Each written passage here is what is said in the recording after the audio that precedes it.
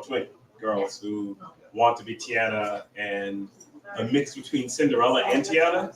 I like the way she thinks. And so we were there for, I should use this, we were there for 2 weeks. And Disneyland, what part we were there for 2 days, not 2 weeks, 2 weeks. I died. We were there for 2 days, and that park, I think at one point they said one day they got 900,000 people came through at once. All this to say, we were around a lot of different people, and now I'm feeling kind of funny. And so that's why I've had the mask, or I'm taking it off for now. Make sure you disinfect this mic. So I don't feel fully sick, but I'm feeling on that, what's going on exactly with me. And so that's why I'm way back here. And I'm holding this. It feels like a slight cold or something, but I've been with 900,000 people and hobnobbing, so that's why I've been wearing my mask all this time. I didn't take the test for the big C, just a head cold. Hello. Hello. Can you hear me at all? Okay. I have my doubts, but sure. I'll adjust some things once I go back. So thank you all so much for joining us tonight. We at Left Bank Books are delighted to celebrate Nebula and Alex award-winning author Djèlí Clark in his new book, The Dead Cattail Assassins, which Kirkus Review calls well-crafted, exciting, darkly comic, and just gory enough. We'll be in conversation tonight with St. Louis's own Ann Leckie. So yes, please welcome both of our guests. All right, some notes before we begin. Today's event is only possible because of all of your support. When you shop at Left Bank Books, your money goes directly into your local economy. So it helps keep our streets paved and our parks amazing, our libraries great, and it helps support us as a store so that we can give authors the support that they deserve. So thank you all so much for joining us tonight. And thank you as well to our virtual audience for being here wherever you're joining us from. You'll be able to participate in the Q&A at the end by leaving your question as a YouTube comment. So we appreciate your pixels being here from afar. We at Left Bank are always hard at work planning new events for readers of all ages. Of note, a week from today, so the 27th, we have mystery writer Stuart Neville joining us all the way from Belfast with his new horror book, Blood Like Mine, which tells the story of a mother who takes desperate measures to protect her daughter in a sinister, blood-chilling highway pursuit across the Southwest. So more information about that, as well as all of our other events, can be found at left-bank.com, so be sure to check out our full calendar. And now for tonight's event. Born in New York and raised mostly in Houston, Djèlí Clark spent part of his childhood in Trinidad and Tobago, the homeland of his parents. He is the author of the novel A Master of Djinn and the novellas Ring Shout, The Black God's Drums, and The Haunting of Tram Car 15. He has won the Nebula, Locus, and Alex Awards and has been nominated for the Hugo, World Fantasy, and Sturgeon Awards. His stories have appeared in online venues such as Tor.com, Daily Science Fiction, Heroic Fantasy Quarterly, Apex, Lightspeed, Beneath Ceaseless Skies, and in print anthologies, including Griots, Hidden Youth, and Clockwork Cairo. He's also a founding member of FIYAH magazine of Black Speculative Fiction and an infrequent reviewer at Strange Horizons. His new book is The Dead Cattail Assassins, the most anticipated book of 2024, according to Bookish, She Reads, Civilian Reader, and FanFiAddict. This new novel takes us on a brand new adventure to a brand new world, with a fantastical city full of gods and assassins. The Dead Cattail Assassins are not cats, nor do they have tails, but they are most assuredly dead. Joining us for conversation tonight is Ann Leckie. Ann is the author of the Hugo, Nebula, Arthur C. Clarke, and British Science Fiction Award-winning Imperial Reach series, as well as the critically acclaimed fantasy novel The Raven Tower. We are happy to have you joining us again tonight. So, will all of you please join me in welcoming the fantastic Ann Leckie and Djèlí Clark. If everybody can hear me fine? Good. Yeah, always better safe than sorry. Yeah, for everybody else. So we were already talking before we. I know we were. Is there going to be a Raven Tower sequel? I'm sorry to put you on the spot. I love that one. It's so God punk. I love God punk. It's God punk. It's a lot of fun. And I was even going to say one of the things I enjoyed about Dead Cattail Assassins is the fact that the gods are very real. Like they can totally turn up. I feel like a lot of fantasy kind of fudges on gods, right? They treat them like in our world, and I don't want to open a debate over whether gods are real or not real because everyone has their own experience of that. But certainly you're not mostly going to be walking down the street and go, oh, hey, Sekhmet, how you doing, right? Can I give you a do it with script? Sekhmet anyway. Well, you wouldn't do that with Sekhmet, no, the Lady of Slaughter, you'd stay the Lady heck of out of Slaughter. her way. But you're not gonna, you don't walk into a church or whatever and go, hey, Jesus, how unless you're a 70s guitar hymn. That would be kind of cool though. Yeah, it would be kind of cool. I'm Elijah the prophet, I'm just here. Right, that would be neat. I would enjoy that. But I kind of enjoy that folks are asking more like, well, what if there were gods that were real that you could actually like point to and say, yes, that there's a god, right? They show up and you have to deal with them. Yeah, and they're kinda, more. right, it kind of changes the equation, right? Yeah. It makes the world different, which I really enjoy. To answer your question, I do not have plans for a sequel to Raven Tower. I mean, it has to be. We'll always have that wonderful. Always. I'm glad you enjoyed it. I felt like it was very much a standalone and ended, and was very surprised when people were like, well, obviously the story continues. I'm like, well, what do you think happened? This is where the fan fiction comes in. Right. Color in your own ending. Choose your own adventure. Yeah. But so your book, which is super fun. This is a new universe? Am I correct? This is a new universe? Or am I not correct? Have I missed? Okay, I was going to save this for later, but I have 3, you can ask us later. I have 3 short stories that have been published in this world. Oh. That have already been published. Dun, dun, dun, dun. I reveal this every time I go look to it. So I put it this way. Those 3 stories are not set in the same city. Okay. They do not have the same characters. But they're in the But universe. this book has little Easter eggs for anybody who reads the short stories to know, like, wait a minute. That is that place from that story that he wrote in the anthology in the Book of Witches.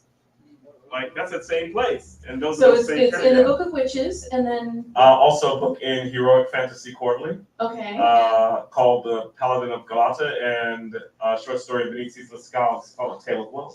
Oh, and all 3 of those stories are in this same world. But you're right in the sense that because this world, the way I'm imagining, it's almost like a D&D world where we're the 50th anniversary. Like D&D world doesn't have an ending. It could be literally a flat world because it just doesn't end. It just goes on and on and on. And I was kind of imagining creating a world like that where I could just write endless fantasy stories. Just and if I wanted to, I could set them in the same place, or I could set them in completely different places. And I just drop little hints that, oh, this is all the same place, because somebody will mention, oh, those folks way on the other side of the world, or maybe they just heard of them because they're so far away, it's just like a rumor.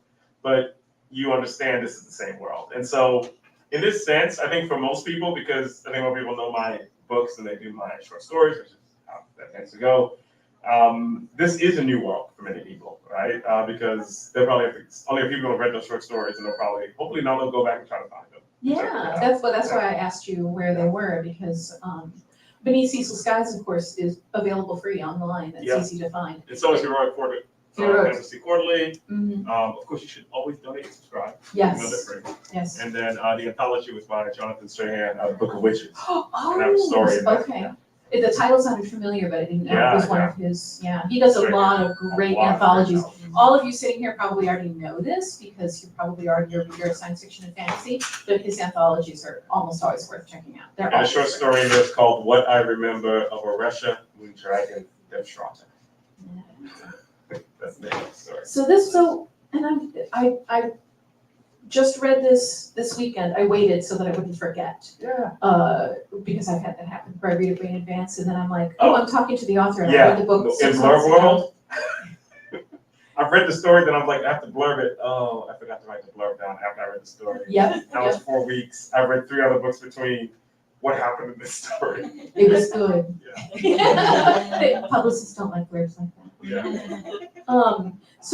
But I don't recall. Actually, it's brought up several times in the story. I know why they're dead, because the assassins are all dead. This is awesome. Have any of you actually read this yet? Because it's been out. Has it been out a week? Yeah, it's basically John Wick meets Dungeons and Dragons. Yeah, it's really awesome. Yeah, it's super fun. Imagine John Wick but undead. And so we have these great, and actually I appreciate that you didn't do the brain zombie kind of undead. Yeah, it's like they're joking there about being undead and a zombie, where she's like, somebody calls her a zombie, she's like, that's racist. And I wanted to get that across, like, not a zombie. Yeah, I really enjoyed that. So they're dead, but why are they the dead cattail assassins? I That's a know, great question. and Yeah. when I first read the title, I was like, dead cattail? Dead cat tail? Yeah, Dead, how does that? that's a great question. I don't have an answer for it. Unfortunately, the way my brain works is that I come up with a weird title, and part of this is my job as a historian. I do a lot of 19th century reading. Anybody see the title of a book from the 19th century? An explanation on why the Pequot Indians of the, and it just goes on and on and on and on. And so I wanted to have just a weird title, and I thought up the name Dead Cattail Assassins, and I was like, why dead cattails? Oh, I don't know. What does that mean? I have no idea. Should I change that? No. This is a conversation with myself. Great. And so, yeah, it sounded great. You know, I actually had to fight my publisher at one point. My editor, they were like, that name sounds so weird. Maybe we change it. I said, we're not changing that name. He said, wait, did you explain it? No, I cannot. I said, but we're going to go with it because that name is going to catch people's attention. And it is, once you have it, how can you put it back? It's there. Like, I couldn't have thought of a better name for this. And I actually make a joke in there where she asked, yeah, is it the cat or the tails? It's where one of the characters said, those words, I understand those words, but they make no sense together. I love that, yeah. Yeah, no, it's a super lot of fun. And by the way, I got that from Lisa Simpson once hearing Oh, about yes, Buckaroo the Banzai. Yahoo She was like, Serious Film Festival. yeah, she was like, these words, Yahoo Serious, these words make sense by themselves, but not together. And I was like, that's perfect. I love it. Yep. So that's, yeah. Oh, so I'm super glad that that we get to see this universe because I mean, is it really firmly D&D or is that just sort of the vibe? That's more the vibe. For folks who are a bit older here, or folks who are like, I used to read a set of D&D books called Forgotten Realms. And I used to, everybody know the Forgotten Realms book? That's where Drizzt Do'Urden, oh, they still publish them? Wow. So that's where Drizzt Do'Urden, the Dark Elf, we can go into problems with that. Those kind of things that I used to read. I used to love those because they were like often one-offs. Some of them like would have extended, but often they were like one-offs and they could pull from the breadth of the D&D world, right? So anything there could show up in these, and they tended to be at times standalone. So sometimes they had a few series. I used to love them as quick, little, fast, interesting stories. And in a sense, that's kind of what I'm doing here, in a sense where this doesn't pull from the D&D lore, but it's a fantasy world with magic and creatures and all this. My own, hey, if somebody wants to make an RPG of it, if you're hearing it now, do it. And you know, and so I wanted to be in that sense. So it doesn't pull from D&D Creek, but it's like that idea of like, this is a world where I can tell endless stories here. Somebody else, if they want to, you can come in and play around and tell your own story here. And I'm just kind of setting up the platform for you to kind of run with it. Yeah. Yeah, that's always a lot of fun. There's really, yeah, it's fun. It's world building. I love world building, and it's fun to do. Yeah. And it's so fun to be able to have like a starting scaffold, and then you don't have to build absolutely everything new, but you can sort of run a girder off where you are, and just build something and fanciful, and it doesn't necessarily have to make sense, right? Yeah, exactly. You don't have to. You know, we probably do this all the time in workshops when I'm talking to people about world building. I say you don't have to have all the answers in your world building. You need to leave things open. I said, you might just say something bizarre about a place that's far away. And, you know, people like, you know, writers don't like, I need to know more about it. No, you don't. Because your audience doesn't need to know. They just need to know that it exists. And that's it. And this way, the world looks much larger and expansive. And it shows that you have this much larger world, even if secretly you have no idea what's going on over there in that corner of the world. It doesn't matter. Right? You've left it open, and now you leave it for the readers to use their own imagination. Trying to figure out what must be going on in like here, Eastern Gulat or something like that, right? You just brought it up. And that to me is some of the world building that I love. When people talk about things like Robert Jordan, right? Like we'll get the lands of Shara, and we only get glimpses, but we know that, whoa, it's not just Randland here. It's a much bigger world where there's all of these things, and you're never going to go into it, but it's great that you just mention it every once in a while. That's great stuff. Yeah, I think there's a kind of a tendency to demand that all lore, quote unquote, is self-consistent and legible and you know, available. Yeah, there's a what's your magic system? Right, which I mean, that's a perfectly prominent way to do things. If you want to, because I mean, I think there's a lot of truth to the statement that, you know, if sufficiently advanced technology is indistinguishable from magic, sufficiently comprehensible magic is indistinguishable from technology. And I think it's worth exploring that. But I also think that sometimes people overestimate how much we actually understand technology and science. I mean, science is a method for finding out how the world is, not a set of facts that we know that all fit together, if that makes sense. And our experience of the world does not include everybody knowing precisely how everything works or Most what it people means. don't know when they flip on electricity how the electricity runs. It just happens. Right. And so there are points where in some books I want to tell you, or story, I want to tell you what the magic system is, because knowing the magic system, you need to know that ridiculous or this does this thing, right? And then there are other places where you don't need to know the magic system. That's not the center of the story. Right. Just know that there's magic. It's a system, just like when you flick on your lights, and most of you don't understand how electricity works, or your microwave works, or what goes on with your car, or what's going on your phone. Most people don't understand those things. And even people who understand one of those things, they don't understand the rest. Right? And I was like, just accept it in the same way. And that's what I tried to do a story where I don't really go into the magic system. You just understand that magic is just a regular part of this world. People don't sit around talking about it. Just like we don't sit around talking about, hey, how about the electricity, huh? That's something. We don't sit around explaining electricity to each other unless we're... Well, everyone knows if you don't complete the circuit, the light won't light. Right, exactly. We just know that it works, and we call somebody when they need to, like, come fix this place. My toilet's not working. Most people don't know. I always say when the world falls apart, plumbers will be the most important people in the apocalypse. Plumbers are already the most important they all people work in in the the apocalypse, population. And so, in this world, I didn't go into that level of world building where I tell people, like, well, this is the magic system. That's not what's important in this world for the most part. And that can be a lot of fun, but It can be. But you have to know when to go into it and when not to. But there's also something I find about where you're throwing, as you say, you're throwing down random, east whatever, and the characters talk about it like they know exactly what it is, and the reader doesn't know what it is. Maybe the writer doesn't know what it is, but you chose it because it felt right. And there's something about that sort of feeling that it chimes with your other stuff that is really effective, right? And it's great when your characters treat it as normal, because if your characters start treating it special when they're tourists, they don't live here, right?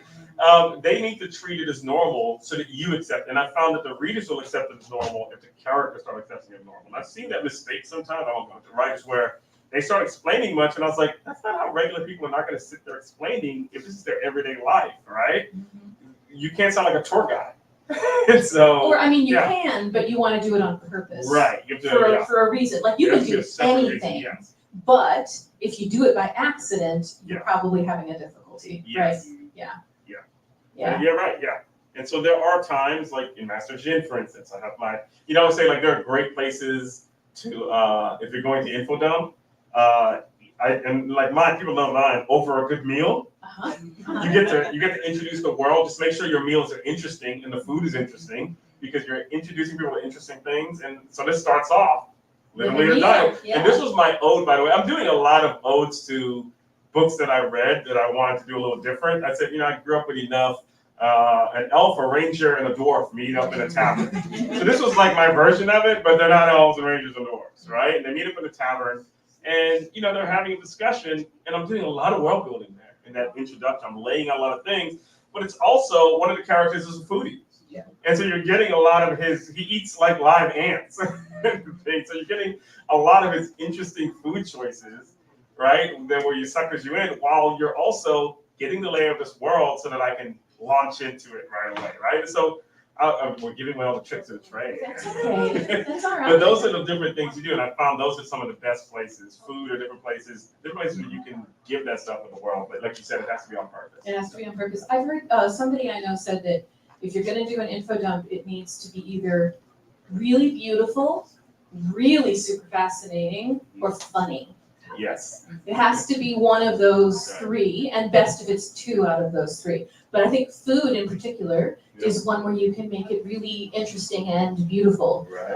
I kind of miss Rest His Soul Jack Vance. Did amazing food descriptions, right? He'd stop and his hero would sit down and eat insects in some delectable sauce, and there would be course after course of these amazing things. It served no purpose in the story except to be beautiful. Right, but Vance also would drop footnotes. Food is one of the unsung heroes of world building. Food can tell you so. I mean, first of all, it's something that all humans do. Every human culture, wherever you are, food is something. It's a social thing that we do. You know, anthropologists even say before we were fully human beings, one of the things that gave us social understanding was we were like, hey, would you like to share this meat with me, primate? Or this thing that I have, right? Food is the central thing. Think about it. Most of our day, we're thinking about, we're going to eat for lunch, we're going to eat for dinner. It's like literally it takes up all this time. So it's one of these perfect places to bring in because it's such a very human thing that everyone can relate to, no matter whether you're setting it in a culture on Earth that people aren't familiar with, or you're setting it in some different world altogether. Well, and it tells you a lot about the world too. Yes. It tells you like what is agriculture like here, what kinds of cooking do people do, what kinds of things do people not do at home but do at the tavern down the street because they have an oven that you wouldn't have in your apartment or whatever it depends. And food and times, I know we're going to keep talking about food here. It's also a time when people talk about anything. Right? You can have any discussion over food. Anything at all can be talked about over food. Yeah.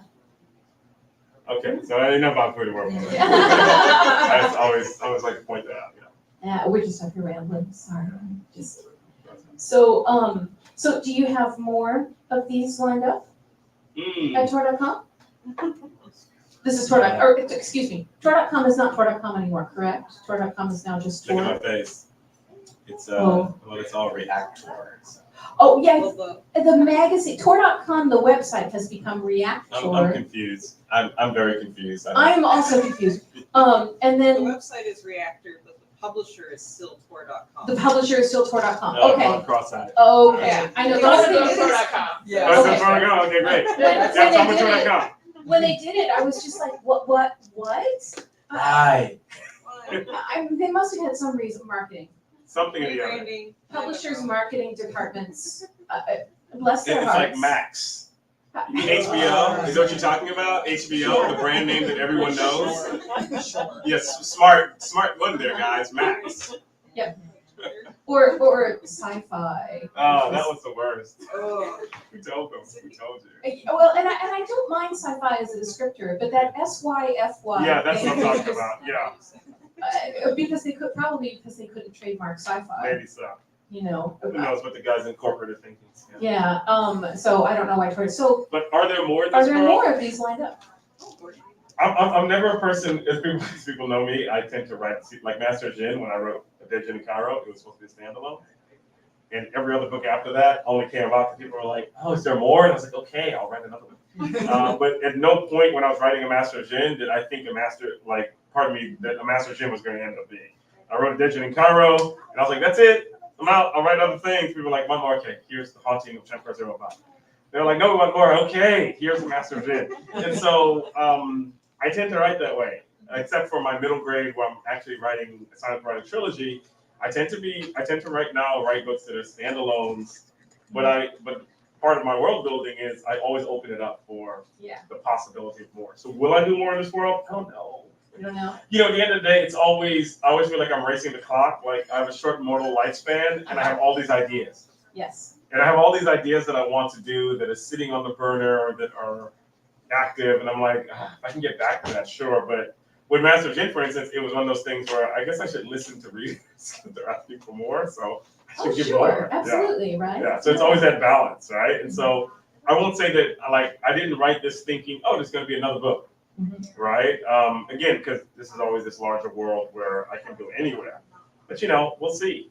People we really like Aveen. We'd like to see more of her in Sky or something of the sort. Well, Aveen's pretty cool. Yeah, she's such a flippant. Yeah, she's pretty awesome. She was a fun character to write. I absolutely believe and that. This story was really meant to be fun. Mm-hmm. People, I think they know me as writing because they'll say he writes, alternate historical fiction and writing about heavy issues like slavery or colonialism or racism, even if Master of Djinn is funny make colonialism funny, haha, different things like that.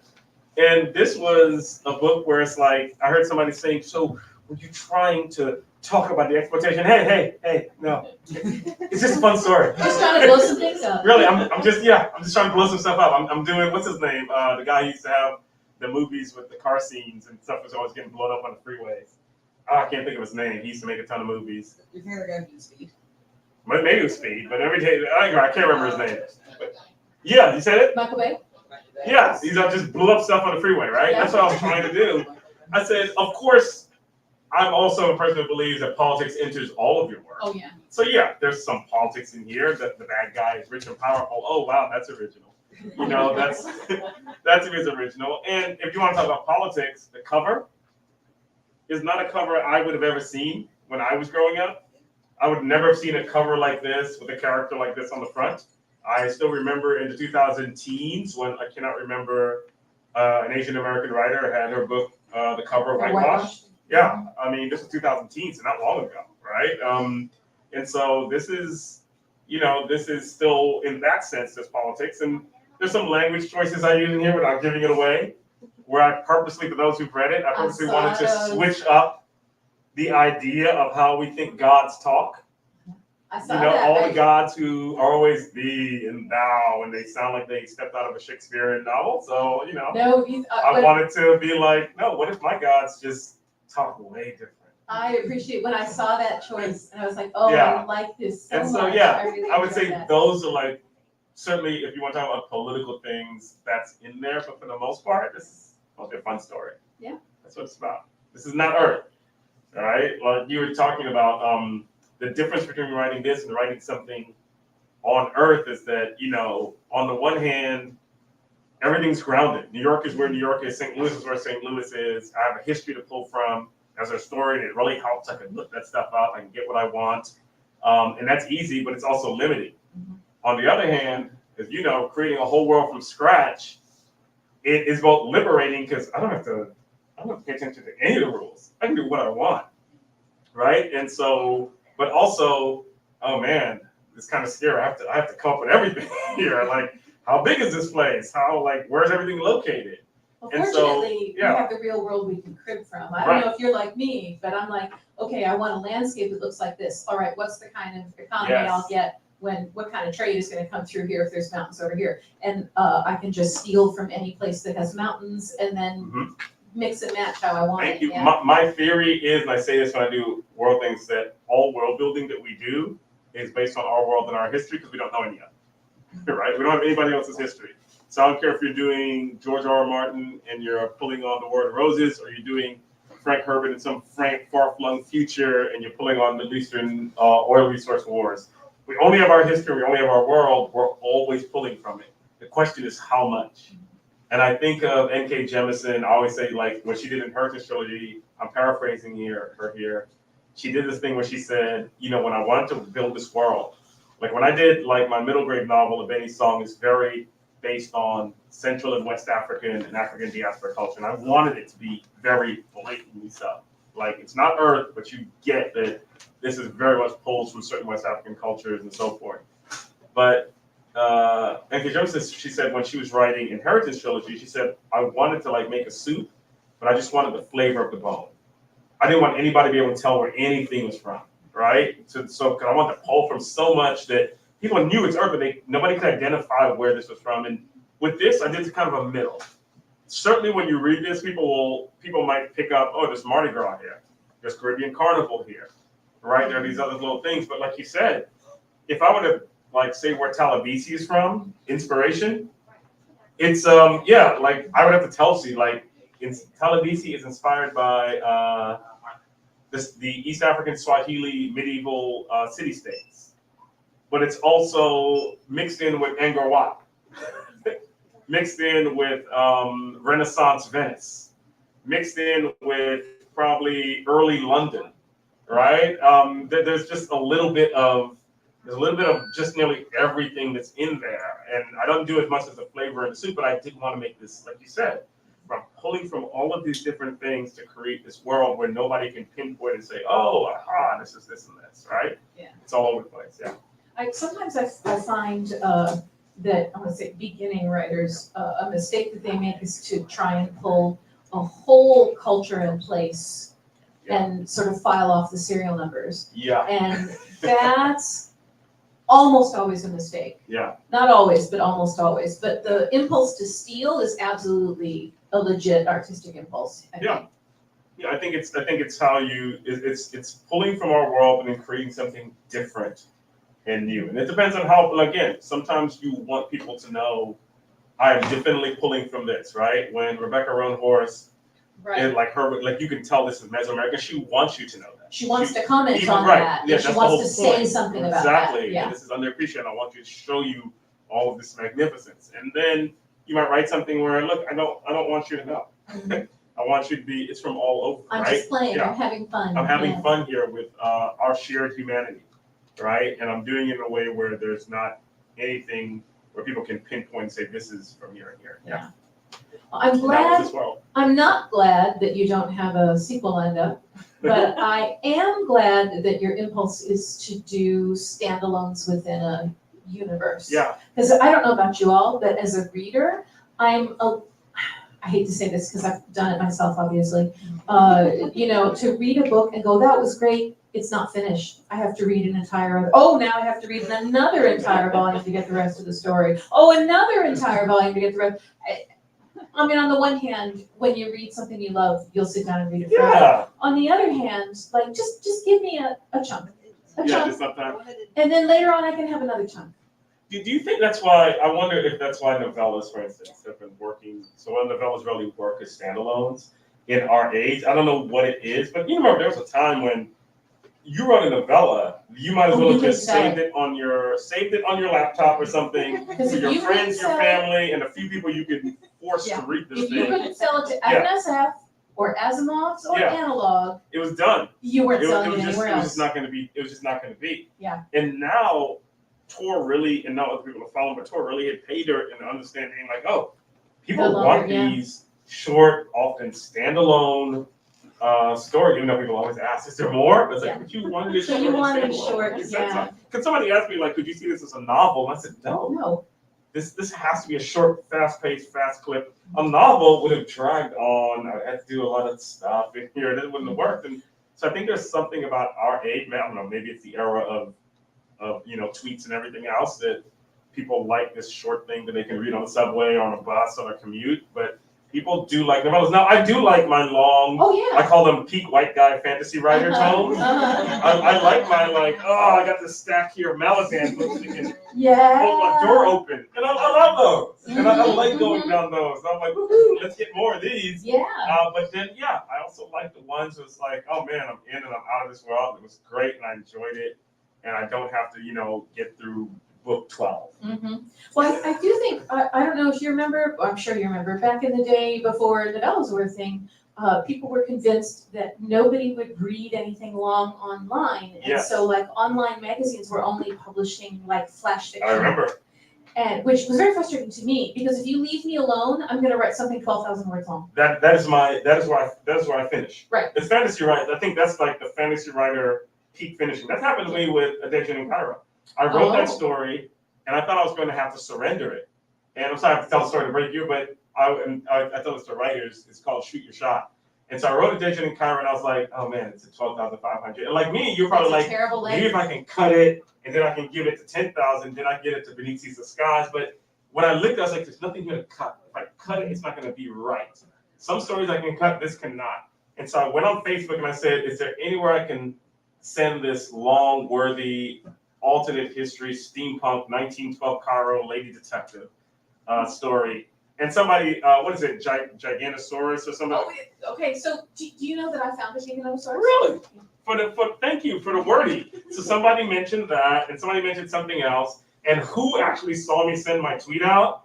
Diana Foe, who at the time was at Tor, and said, hey, I've been looking for a steampunk story. Send it to me. That's and I didn't great. know Diana Foe was Tor. I just knew she ran beyond Victoriana. I was like, why does she want me for a while? And then I was like, oh, she's a Tor. Tor, the guy's on the back of all my books at home. And so I sent it to her, and yada, yada, yada, in the Seinfeld way. The rest is kind of history. And so I always say, like, shoot your shot, right? I always say, like, that was my Zephyrin Cochrane moment.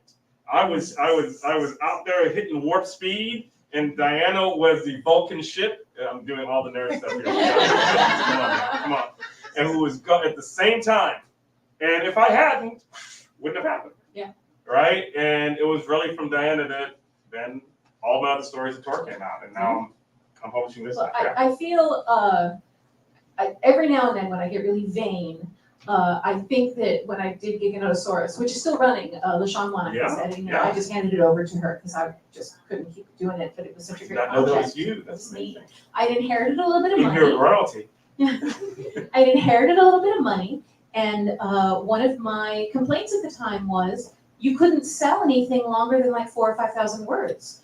And I'm like, people have got to have stuff that's like 10, 12, 15, 20,000 words Right. long, and there has to be some place to read it. And I thought, well, what if I just published one story a month for a token payment, which, I mean, I wish I could have paid more, but I couldn't, and make it an ebook that people can download if they want, so that they don't have to read it on their computer screen.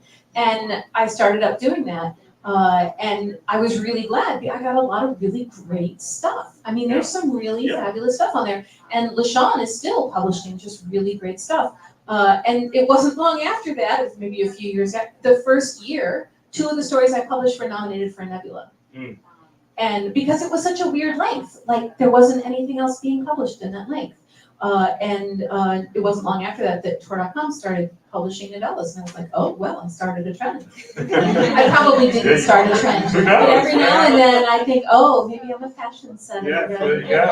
So I'm really glad for that, because there are these sort of financial realities of publishing, some of which aren't realities, but marketing thinks they're realities, right? And then they constrain what writers can sell. Right. And then you say, well, how come I don't have more queer, black, zombie assassins? Yeah. Because that's what I want to read, and marketing will say, well, it doesn't sell. It's like, well, you don't buy it, so how can we buy it how can it sell if you won't publish it, you know? Exactly.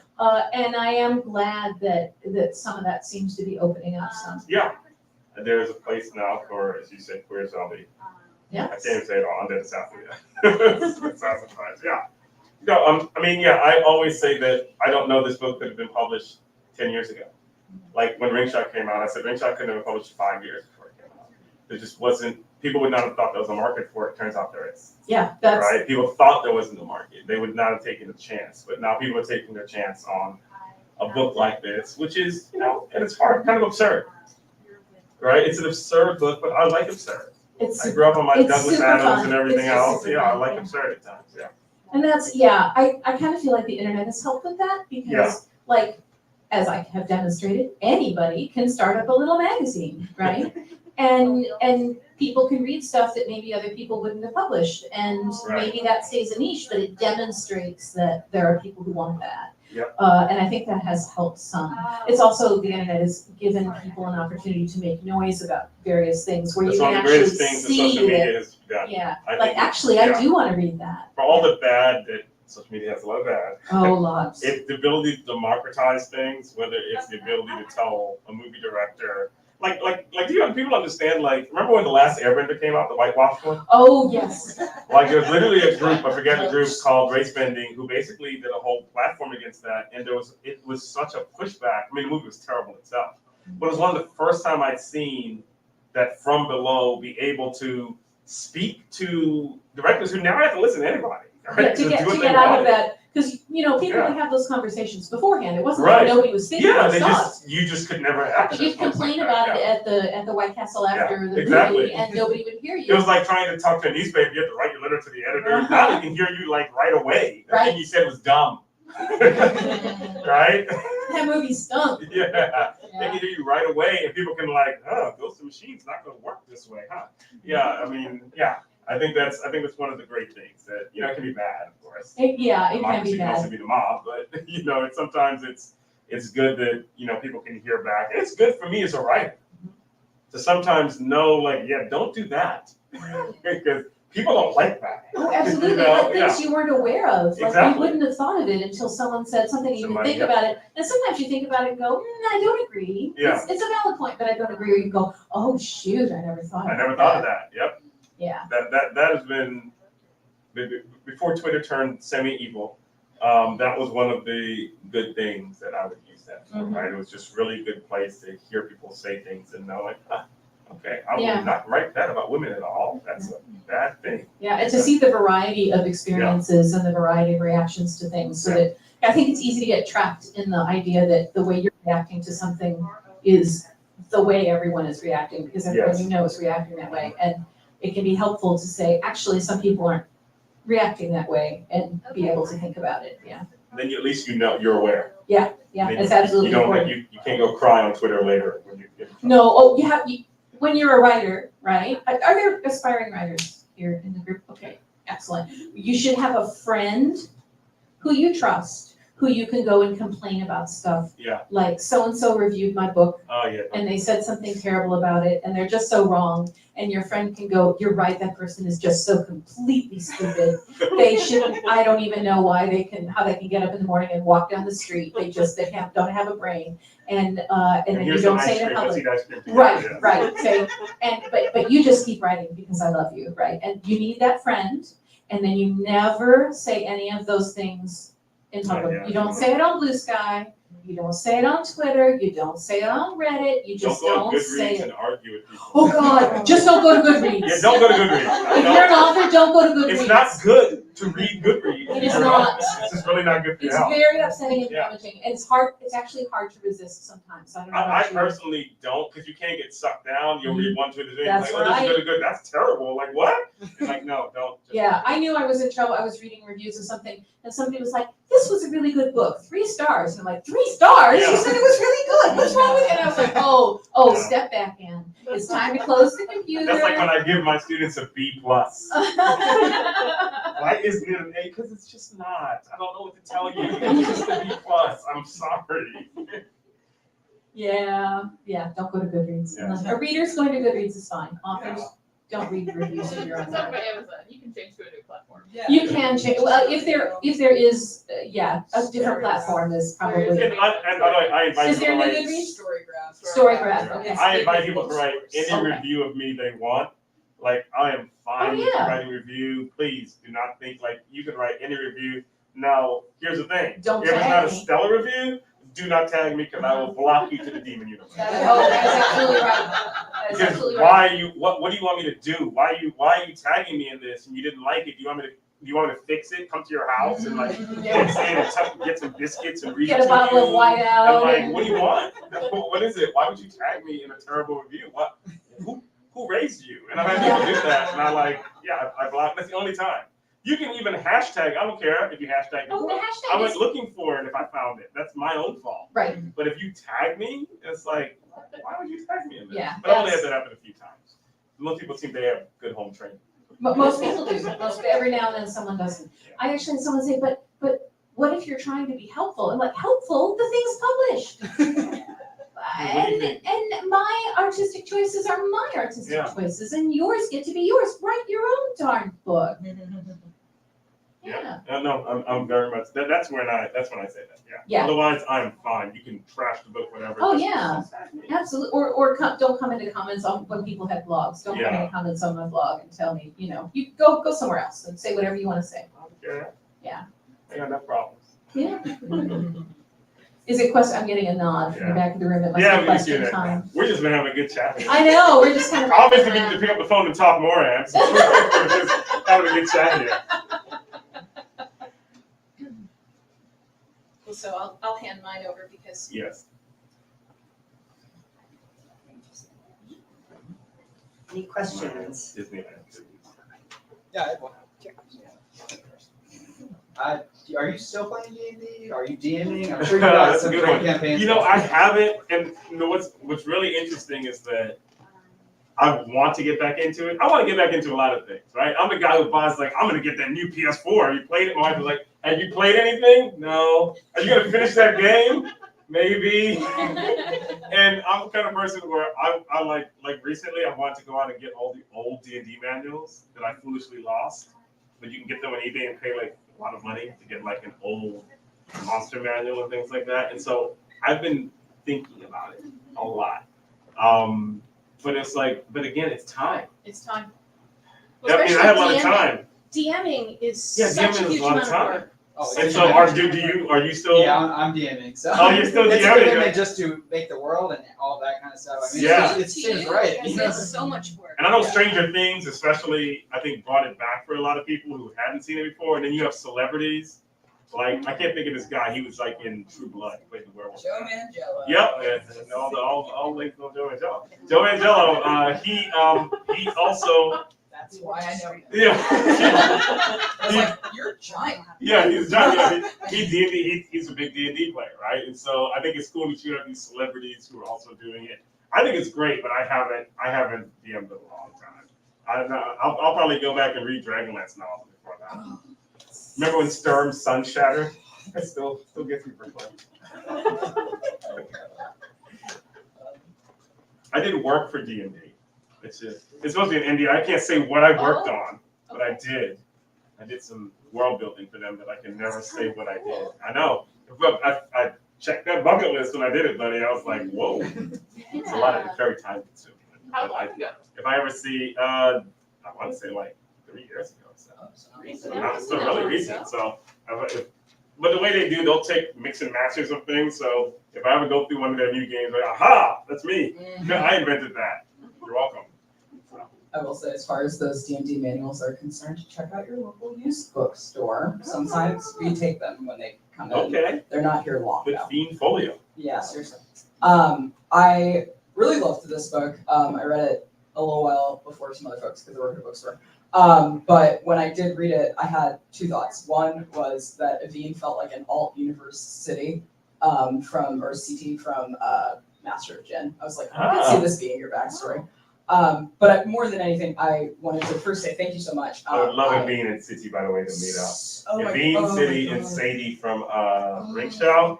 Those three, like just. Oh, the three. Oh, no. Very too much in one room. Like a weirdly violent love story. Yeah, basically. But everything is done with such happiness. It would be so gory. It would just be so gory. But they'd have a lovely meal afterwards. Yeah. And actually, that's what I wanted to ask about. So I noticed when you were talking about world building, you have like a very, maybe obviously, an anthropologist sort of view of it, even talking about food and stuff like that. And I wondered, so that thing you were saying about not having all of the answers made me feel a lot like Aveen in the beginning of this book. Yeah. Because I don't know why she can do stuff and be dead. Yeah. And how exactly the world works is something that I thought you did a really deft job, especially in something that's short of like letting us understand it kind of along with her. Like things are making sense to her and making sense to us kind of at the same time. And I sort of wonder if your approach informs you that deeply, or if that's kind of an accident, and just like how do you have fun in that kind of a system where you're like, I guess nobody knows anything. We'll all learn together. I mean, I think you're hitting on it, right? Part of it is when I wrote the story, there were certain things that I questioned. There were certain experimental things I did. Like I think you're also hinting on it. It's a story within a story. Like the story of the Clockwork King is something that I purposely have, and I kind of got this from my wife at times when I would write other stories. She'd be like, "Hey, let it roll out slower. I don't want to know all of it at once." And so I purposely did this experiment with this, where you don't understand the meaning of the Clockwork King and everything until almost near the end of the book, where it explains what you just know he did something, and it was really important. It's had this impact, and so I slowly played it out, and so there was that where the reader's trying to figure out, but I'm trying to keep you entertained, so you're not like on board. So tell me about the Clockwork King. There's always something happening. At the same time, it is this mystery of being trying to figure out what happened, why did this happen, you know, what is going on, and she has to slowly. It's kind of a mystery where so there's no way that she can know. There's no way the reader can know. It's not a thing where there's some clues here. No, you can't know, right? Just like the reader can't understand the Clockwork King, what happened with him until they get to that point. And so, yeah, there was a lot of, I knew going in, like I'm a person where I'm not a pantser. I have to know how the story ends. Otherwise, I'll never complete the story. And so I knew where the story was going. It was just a matter of how, I remember making the choice. I said, how I want this to get here. I could tell you immediately everything about the Clockwork King in the beginning. And I said, no, I don't want to do that. I want it to be a story within a story. And so I wanted people to get that as they go along. And I think what you're pointing out there, I wasn't even thinking about that consciously, but that's kind of cool that just like the reader is not certain, but they're along for the ride, right? Keeping them there. Aveen is also not certain, and she's trying to figure it out. So thanks to your wife. Yeah, thank you. And so there's also, by the way, there's a short story in there that I really haven't finished. The Seven Sons of the Golem Lord, which is this Basima, the guild boss, is like telling that story. that is a story where maybe 10 years ago, I wrote the story. I could never finish it. I want it to be like a fairy tale, right? The Seven Sons of the Golden Lord. And so I wrote the story about this Golden Lord. He has different golems made out of different things. And it's a really artistic story. And I could never figure out number 7. I could never figure it out. And I would go back every once in a while. And it was my attempt at pantsing, not knowing where the story ended. And I just couldn't figure out how it ended. And so I said, you know what? I'm going to throw it in this book. I'm going to throw it in this book. And it's basically a story within a story within a story. It's a fairy tale that's being told by someone in a book. And I actually end it where like the 7th, and she also doesn't finish it. Because action Yeah, happens. action happens, right? And so it becomes a way. So all this to say, for any aspiring authors or anything, throw out nothing. Keep everything. I was gonna say that if You never know when you you can use it. Yeah. nothing is wasted, keep Nothing. it all in a folder, you might use it for something else. Yep. And so I threw a story within a story. And that was fun to do because I've been wanting to put that story somewhere. It just worked perfectly as this because it's the middle of a fight scene, and so they're reading the story, and it's just such a weird juxtaposition of this fairy tale while there's a lot of violence, really intense violence going on. Yeah.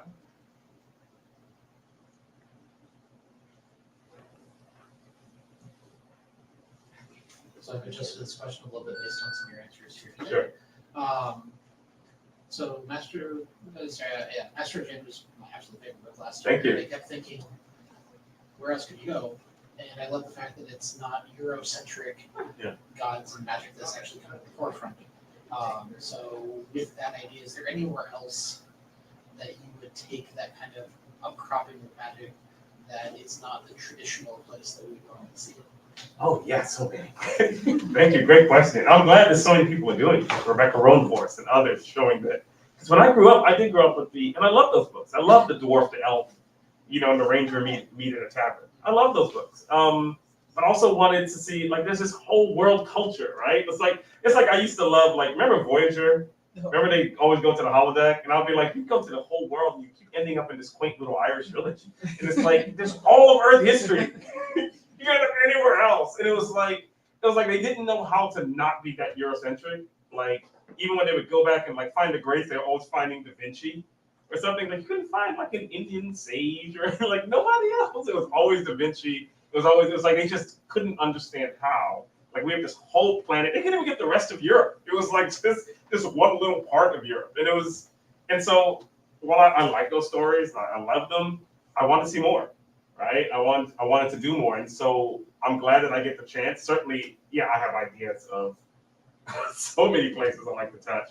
And I'm glad that we're seeing people now hey, look, there's this whole continent called Asia. Man, do we have a lot of stuff to talk about. And there's Mesoamerica. And look at all these, Charles Saunders was the great godfather of African-centered fantasy, right? He was the same thing. He said, I grew up reading Conan novels and all these things, and if Africans made it in there, it wasn't very well. So it's what about Africans? So he creates this whole African-centered type fantasy universe, right, in the 70s. And so it's great to see that people now, fantasy can be so complex, right? Sometimes it can be, it can be diverse, but like N.K. Jemisin, where you can't even tell it's our world because it's so, and then others are, I definitively, like Rebecca Roanforth, I want you to understand that Mesoamerican culture can be this dynamic. It doesn't have to be constantly about human sacrifice every time we see it. We're not Mel Gibson, right? We can do different things. And so I love that people are doing that. And sure, I have so many ideas. But it's, short lifespan, unfortunately. If I can find a way, if I got a Horcrux or something, I can borrow, I can, stick around for a while and write as many as I want. And I promise not to actually the author doesn't turn out to be a Death Eater like JK. Plot twist, she's a Death Eater. Who hasn't said a word on Twitter in Yeah, we know why. we all have Who knew that would finally, I was like, shut up and swim in your money. Just swim in your money and be quiet. If I had that much money, oh my gosh, I would have a private island. And Be a quiet bigot. You can do that. You can be a bigot and be quiet and no one knows. You can just be people used to be ashamed to be a bigot, and therefore you can be quiet and you can pretend you're a normal person and not weird. In the way we're using weird now. Thanks, Tim. Thanks, Tim. You don't have to be an absolute weirdo. Just go swim in your money and just chill the hell out. You want to be careful of private islands, though. You do Yeah. have to be careful around there. That's true. Yes. Because they could be krakens? No. The things that can go on, Yeah, the things that can go on a private island. you know, yeah. No, I would just have a lot of books and maybe several cats and like a And you could very dig large like craft room Yep. and like all the fancy tools. You could have a room where you just go yell your bigotry. Like King Midas dug that hole to like the dude who dug the hole. Not King I Midas wouldn't want the has ass ass ears. ears. And he has ass ears. You could just have a room where you just like, I'm just gonna go yell all my bigotry. Then I come out, I'm fine. And no one knows. It's just the root of bigotry that I yell. One more question. So many things to do. I realize it was gonna be the last question. I don't know that it's a very good one. But you said something about how this book was like an ode to like a dwarf and elf and like a tavern kind of thing. So I was wondering like what odes in like any of your other published works that you were just like, this is the story that I like wish got told, but from this aspect. That's a good question. Thank you for that. That's a hard one to know. I mean, I know when we're talking about this one, for instance, there was a Forgotten Realms book called As Your Bonds.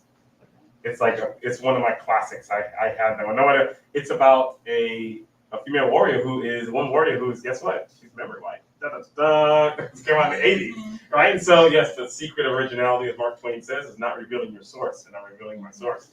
And so yeah, certainly, that and some others are inspirations. I'm trying to think. I'm blanking right now because the question is so fresh, but I'm sure, like my middle grade books, for instance, the African-centered setting, it's probably every Lion Witch Wardrobe type book I read when I was younger that, I'm pulling from, and I just wanted to see myself or a different culture type represented in here, and now I get to do it. So I'm sure that's a lot of things. I mean, Ringshot pulled from people I loved, like, it's Mammal Mangle, like literally the aunties in there are literally what's it, Miss Who's It. So I named them after characters from one Toni Morrison novel. So I'm a big mix and matcher. So this is why I asked that Yeah, question. I'm a big mix and matcher. So all my stories have definite influence. It's like with this one, I have music influence. It's like when I was writing this, there are certain times in here where I'm listening to some dancehall reggae that I've actually, there's Rihanna's "You Better Have My Money" was a background song. This song "Yankee and the Brave" by Run the Jewels is literally what I was listening to as I was doing the first big fight scene in here, and she's in the stairs, she's running down. I'm like literally typing it up, listening to that. So there's always, and people are like, yeah, I can see that now. We gotta have a playlist like they do for the romance. That's what so somebody told me I need to put out a playlist. I'm gonna try to put it out this week or next week. So it's a playlist that influence. So there was some, weirdly enough, "Oh Brother, Where Art Thou?" was somehow, don't ask me how, because that was certainly a big influence of Ringshot. But I thought of some of it here as well. So, sir, yeah, my mind moves like a third stage guild navigator in Stranger. Pulling from all kinds of things are being thrown in here. My question I often ask is like when I finished Ringshot, I was like, is this not gonna work? This is weird.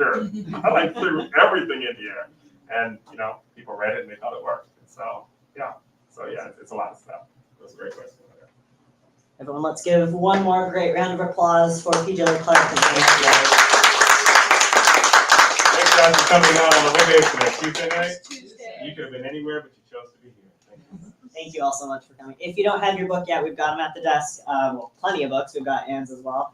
Grab your books. We're open till 8 tonight, but plenty of time to grab your book and get it signed. And thank you all so much for coming. Yeah, thanks guys. What do you write? Thank you, Ann.